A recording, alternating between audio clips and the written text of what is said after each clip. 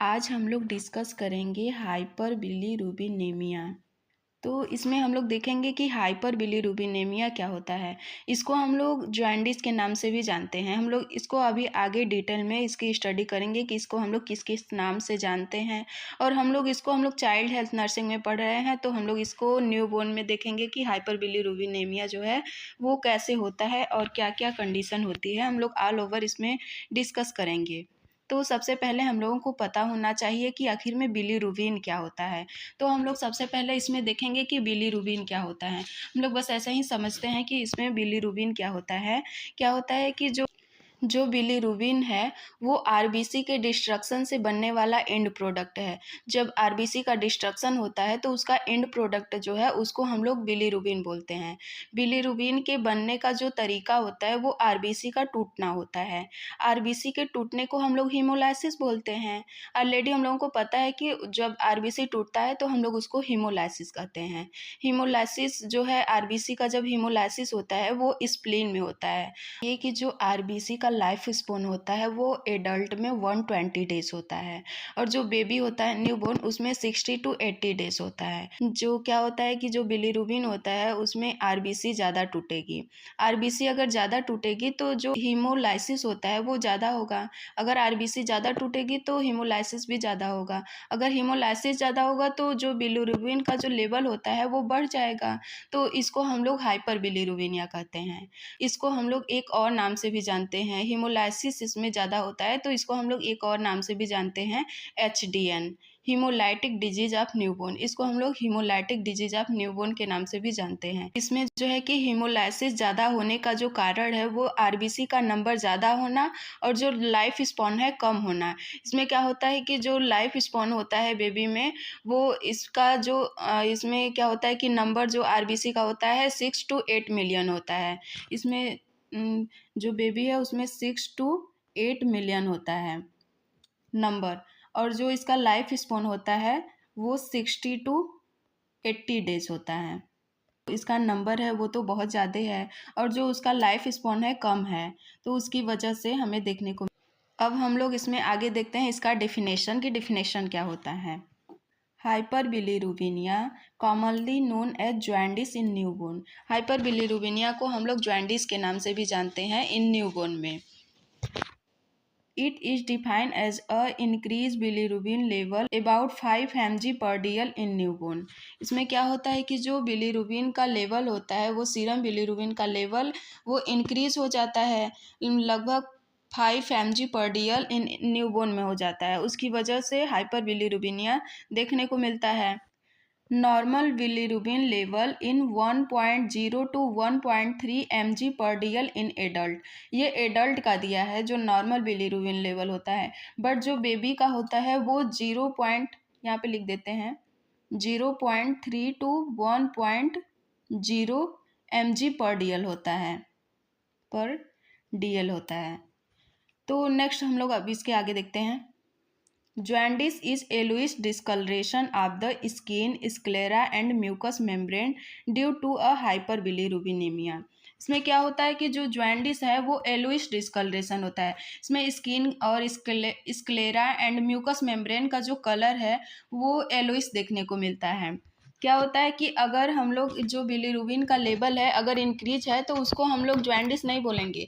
अगर उसकी वजह से हमें साइन सिम्टम्स शो हो रहे हैं कि जो स्किन का कलर है वो येलो देखने को मिल रहा है और जो स्क्लेरा होती है, जो आई की स्क्लेरा जो वाइट वाला पार्ट होता है उसको हम लोग स्क्लेरा बोलते हैं, जो उसका कलर है वो येलो देखने को मिलता है। एंड जो म्यूकस मेम्ब्रेन है उसका प्रोडक्शन येलो कलर में होता है, तो उसको हम लोग बोलते हैं हाइपर बिलीरुबिनेमिया या फिर इसको हम लोग जॉन्डिस के नाम से भी जानते हैं। Next, jaundice is not a disease. इसमें क्या होता है कि जॉन्डिस जो है वो डिजीज नहीं है, but a sign that can occur in many disease. ये जॉन्डिस जो है कि ये डिजीज नहीं है बट ये कई डिजीज में अकर होते हैं। नेक्स्ट, इसके हम लोग इटियोलॉजी के बारे में बात करते हैं कि क्या क्या इटियोलॉजी होते हैं, क्या क्या कॉज या फिर इटियोलॉजी होते हैं। तो एक्सेसिव ब्रेकडाउन ऑफ आरबीसी। इसमें क्या होता है कि एक्सेसिव क्वांटिटी में जो है आरबीसी का ब्रेकडाउन होता है जिसकी वजह से हीमोलाइसिस ज़्यादा होता है। इसीलिए जो बिलीरुबिन का लेवल है वो इंक्रीज हो जाता है। नेक्स्ट है बैक्टीरियल इन्फेक्शन, कोई भी बैक्टीरियल इन्फेक्शन है तो उसकी वजह से। नेक्स्ट है वायरल इन्फेक्शन, वायरल इन्फेक्शन जैसे हेपेटाइटिस ए हो गया। नेक्स्ट है एल्कोहल इनटेक, अगर कोई भी पर्सन है वो एल्कोहल इनटेक कर रहा है तो उसकी वजह से भी जॉन्डिस देखने को मिलता है। नेक्स्ट है auto immune disease. Next medication toxicity like अ ओरल कंट्रासेप्शन। नेक्स्ट अब हम लोग इसके आगे देखते हैं टाइप्स। इसके टाइप्स के बारे में बात करते हैं। टाइप्स ऑफ जॉन्डिस, जो जॉन्डिस होता है वो मेनली 2 टाइप्स का होता है, physiological jaundice and pathological jaundice. तो हम लोग इसमें देखेंगे कि क्या होता है फिजियोलॉजिकल जॉन्डिस एंड क्या होता है पैथोलॉजिकल जॉन्डिस। तो हम लोग ऐसे ही देखते हैं इसमें क्या होता है। जो फिजियोलॉजिकल जॉन्डिस होता है वो आफ्टर 24 आवर्स जॉन्डिस देखने को मिलता है। जो बेबी होता है जो 24 आवर्स के बाद में जॉन्डिस देखने को मिलता है तो हम लोग उसको फिजियोलॉजिकल जॉन्डिस कहते हैं। अगर बिफोर 20 आवर्स देखने को मिल रहा है जॉन्डिस तो हम लोग उसको पैथोलॉजिकल जॉन्डिस कहते हैं। इसमें क्या होता है कि जो बेबी होता है वो जैसे ही बर्थ किया तो उसको या फिर कुछ मिनट या फिर कुछ सेकंड या फिर कुछ घंटों के बाद जो है कि जॉन्डिस देखने को मिलता है तो उसको हम लोग बोलते हैं पैथोलॉजिकल जॉन्डिस। तो इसमें हम लोग अभी डिटेल में स्टडी करेंगे कि क्या होता है पैथोलॉजिकल जॉन्डिस एंड क्या होता है फिजियोलॉजिकल जॉन्डिस। तो पहला देखते हैं physiological jaundice. First appear between 24 to 72 hours of age. इसमें क्या होता है कि ये सबसे पहले अपीयर होता है जो 24 टू 72 उसके बीच जो एज होती है उसमें ये जॉन्डिस देखने को मिलता है। नेक्स्ट आगे देखते हैं। Maximum intensity seen on 4 to 5 day in term and 7 day in preterm neonate. इसमें क्या होता है कि ये मैक्सिमम इंटेंसिटी सीन होती है 4 to 5 day in a term, जो प्री टर्म बेबी होते हैं उसमें 7 डेज ये अपीयर होती है, ये देखने को मिलती है। Does not exceed 50 mg/dl। इसमें क्या होता है कि जो 50 mg/dl से इसमें ज़्यादा नहीं होता है। नेक्स्ट देखते हैं क्लिनिकली अनडिटेक्टेबल आफ्टर 14 डेज। इसमें क्या होता है कि 14 डेज के बाद ये क्लिनिकली रूप से नहीं देखा जाता है। No treatment is required. इसमें क्या होता है कि कोई भी ट्रीटमेंट की रिक्वायरमेंट नहीं होती है, ये कॉमनली देखने को मिलता है। But baby should be observe closely for sign of the worsening jaundice. इसमें क्या होता है कि जो बेबी होता है उसमें ट्रीटमेंट की रिक्वायरमेंट नहीं होती है, बट शुड बी ऑब्जर्व, जो पेशेंट है उसको हम लोग ऑब्जर्व करते रहेंगे कि उसको जॉन्डिस है कितना है, उसको हम लोग प्रॉपर ऑब्जर्व करते रहेंगे। नेक्स्ट अब हम लोग इसके आगे देखते हैं। नेक्स्ट जो है दूसरा वो है पैथोलॉजिकल जॉन्डिस। यहाँ पे लिखा है बिफोर 20 आवर्स। इसमें जो है कि बिफोर 20 आवर्स ये अपीयर होता है पैथोलॉजिकल जॉन्डिस। देखते हैं clinical jaundice detectable before 20 hours of age. यह जो जॉन्डिस है वो क्लिनिकली रूप से क्या होता है कि जो 20 आवर्स से पहले ही ये अपीयर हो जाता है।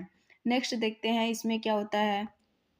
Rise in serum bilirubin by more than 5 mg/dl/डे।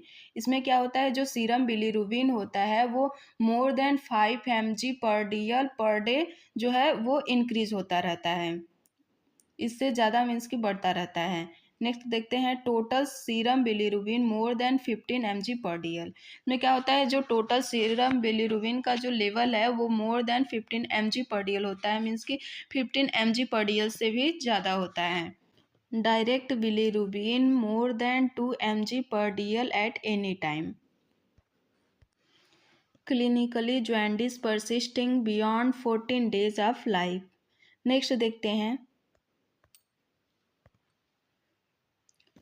Clay white coloured stool and dark urine staining the cloth yellow. इसमें क्या होता है कि जो क्ले या फिर वाइट कलर का स्टूल देखने को मिलता है एंड डार्क यूरिन, जो पेशेंट है उसका जो यूरिन है वो डार्क कलर में देखने को मिलेगा। द क्लॉथ येलो, जो क्लॉथ होगा जो बेबी जो क्लॉथ पहनना रहेगा वो जो है येलो कलर का देखने को मिलेगा। नेक्स्ट अब हम इसको आगे देखते हैं पैथोफिजियोलॉजी। हम लोगों को अब इसमें आगे स्टडी करनी है कि पैथोफिजियोलॉजी क्या होता है। ड्यू टू इटियोलॉजिकल फैक्टर, जिसकी वजह से जो है कि एक्सेसिव ब्रेकडाउन आरबीसी, जो आरबीसी है उसका एक्सेसिव ब्रेकडाउन होता है, उसकी वजह से more bilirubin present in blood in conjugated and unconjugated form. इसमें क्या होता है कि more bilirubin present in blood conjugated और अनकंजुगेटेड फॉर्म, इसमें जो बिलीरुबिन है वो कंजुगेटेड एंड अनकंजुगेटेड फॉर्म में प्रेजेंट होता है ब्लड में। इसमें जो बिलीरुबिन होता है वो अनकंजुगेटेड फॉर्म में होता है। जब ये अनकंजुगेटेड फॉर्म में होता है तो इसको कंजुगेटेड फॉर्म में कन्वर्ट करने का काम करता है, उसका जो काम है वो लीवर करता है। इसके आगे देखते हैं सिम्टम्स ऑफ जॉन्डिस अपीयर, जिसकी वजह से सिम्टम्स जो शो होता है वो अपीयर करता है जॉन्डिस। नेक्स्ट इसके आगे देखते हैं सिम्टम्स ऑफ जॉन्डिस, क्या क्या सिम्टम्स होते हैं जॉन्डिस के। येलो डिस्कलरेशन ऑफ, मीन्स कि येलो डिस्कलरेशन हो जाता है द स्किन का, म्यूकस मेम्ब्रेन का, स्क्लेरा ऑफ आई, जो स्क्लेरा होती है आई की, मीन्स कि जो वाइट वाला पार्ट होता है उसको हम लोग स्क्लेरा बोलते हैं, वो येलोइश कलर में देखने को मिलता है। नेक्स्ट है लाइट कलर स्टूल, जो स्टूल का कलर है वो लाइट कलर देखने को मिलेगा। नेक्स्ट है डार्क कलर यूरिन, जो यूरिन का कलर है वो डार्क कलर में देखने को मिलेगा। Itching of the skin, skin में इचिंग होगी। नोजिया एंड वोमिटिंग देखने को मिलेगा। एब्डोमिनल पेन देखने को मिलेगा। नेक्स्ट है फीवर होगा।